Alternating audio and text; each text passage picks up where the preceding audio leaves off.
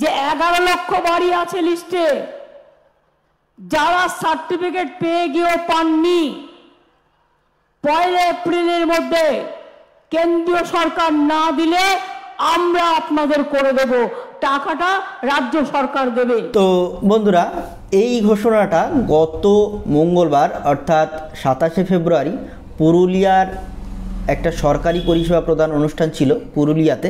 তো সেখানেই সেই সভামঞ্চ থেকেই মমতা বন্দ্যোপাধ্যায় এই শুভ ঘোষণাটা করেছেন, আবাস যোজনার ব্যাপারে যে শুভ ঘোষণা। তো এর আগে আমরা দেখেছি মমতা বন্দ্যোপাধ্যায় 100 দিনের কাজের টাকা রাজ্য সরকারের কোষাগার থেকেই মিটিয়ে দেবেন এরকম কথা দিয়েছিলেন। তো সেই কথা অনুযায়ী প্রত্যেকের ব্যাংক অ্যাকাউন্টে টাকা ঢুকছে এবং অনেকের ঢুকে গেছে। 1 মার্চ অবধি অনেকের টাকা ঢুকবে যাদের ঢোকেনি, আর যারা আদৌ টাকা পাচ্ছেন না, পাননি, তাদের জন্যও একটা বার্তা দিয়েছেন, তাদের কি করণীয় আছে সেটাও তিনি বলেছেন। তো এই 100 দিনের কাজের টাকার ব্যাপারে এবং আবাস যোজনার ব্যাপারে কি বলেছেন বিস্তারিত জেনে নেব তারই মুখ থেকে এই ভিডিওর মাধ্যমে। সুতরাং স্কিপ না করে সম্পূর্ণ ভিডিওটা দেখবেন, আশা করছি আপনাদের যথেষ্ট উপকারে আসবে। ভিডিও ভালো লাগলে একটা লাইক করবেন, চ্যানেলের প্রথম হলে চ্যানেলটা সাবস্ক্রাইব করবেন। তো চলুন শুরু করা যাক আজকের ভিডিও। আমি নিজেও অনেক জায়গায় ঘুরেছি, হোমস্টেও আমরা করে দিচ্ছি, এবং আমরা মনে রাখবেন 100 দিনের কাজের টাকা ওটা 21 লক্ষ নয়, এটা সেন্ট্রাল গভর্নমেন্টের পোর্টাল থেকে নিয়েছিলাম আমরা। এখন আমরা দেখতে পাচ্ছি ওটা প্রায় 50 লক্ষ, এবং এই 50 লক্ষ মানুষকে মনে রাখবেন আমরা আর 2-3 দিনের মধ্যেই তারা যে কাজ করেছিলেন টাকা পায়নি, সেই টাকা পেয়ে যাবেন। আমরা দিল্লিকে বলবো ভোটের সময় জবাব দেবেন কেন 100 দিনের কাজের টাকা দেননি। क्यों आपने 100 दिन का काम का रुपया नहीं दिया? गरीब लोगों को, आदिवासी लोगों को, कुर्मी को, लोधा को, सबर को, बागदी को, बाउरी को, मुंडा को, कितना सारे हैं, हिंदू, मुसलमान, शिख, क्रिश्चियन, कत जनजाति आछे, काउके देननी। हमने तैयार किया, मने राखबेन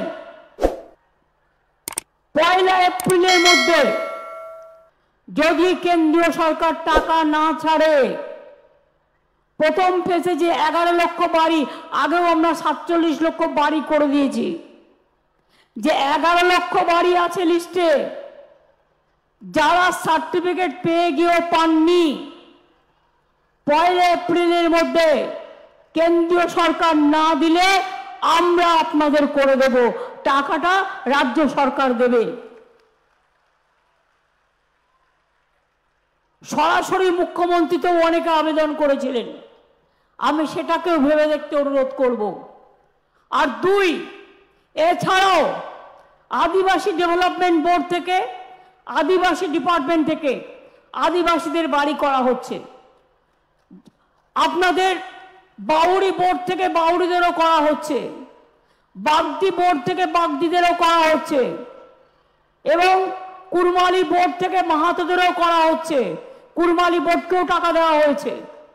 আস্তে আস্তে সংখ্যালঘু বোর্ড থেকে সংখ্যালঘুদেরও করে দেওয়া হচ্ছে। অর্থাৎ এই 11 লক্ষটা বেড়ে আরো 5-6 লক্ষ হয়ে যাবে, 16-17 লক্ষ হয়ে যাবে।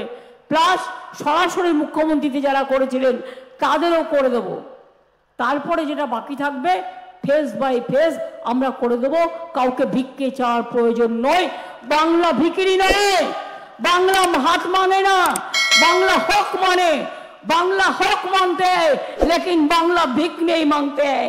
ये हमारा अधिकार है। आमी आदिवासी बंधुदेर बोलबो निश्चिंते थाकुन, आपनादेर जमी केउ केड़े निते पारबेन ना, कारण आमरा आईन करे बोलेछि आदिवासी जमी हस्तान्तर करा जाबे ना, आईन करा होयेछे। फरेस्टेर जंगल आपनादेर हाथे थाकबे, आर जारा केंदु पाता तुलते जाय तादेर टाकाटाও অনেকটা বাড়ানো হয়েছে। আমি মাহাতোদের একটা কথা বলবো, आदिवासी এবং মাহাতোদের মধ্যে ঝগড়া আমি লাগাতে চাই না। आदिवासी जाहेर थान, माझेर थान, 80টা এবারেও করে দিয়েছি। আপনাদের যা যা আছে আমরা করে দেব।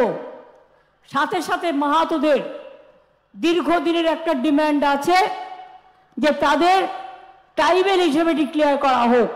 এটা আমার হাতে নেই, কাজে আমাকে আপনারা দোষ দেবেন না। কিন্তু আমরা যেটা মনে করি আমরা শুরু করেছি, আমরা কোন কোন জিওগ্রাফিক অঞ্চলে মাহাতোরা থাকেন তাদের একটা পার্সেন্টেজ, অ্যাকচুয়াল পার্সেন্টেজ যারা মাহাতো তাদের জন্য আমরা একটা সার্ভে করছি। যেমন আমার আদিবাসী পার্সেন্টেজ এখানে 6%-এর বেশি আছে। আদিবাসীদের কাস্ট সার্টিফিকেট নিয়ে যেন কোনো প্রবলেম না হয় সেটাও আমাদের দেখতে হবে। আর কিছু অফিসার আছে দিয়েই দিচ্ছে। যদি কারো কমপ্লেন থাকে আদিবাসী ভাই বোনেরা জানাবেন। মাহাতো ভাই বোনেরা, আপনাদের যা প্রবলেম আমি দেখে দেবো, আপনাদের যে দাবি আমি দেখে দেবো, কিন্তু দয়া করে ভোট আসলেই আদিবাসী আর মাহাতোদের মধ্যে ঝগড়া লাগাবেন না।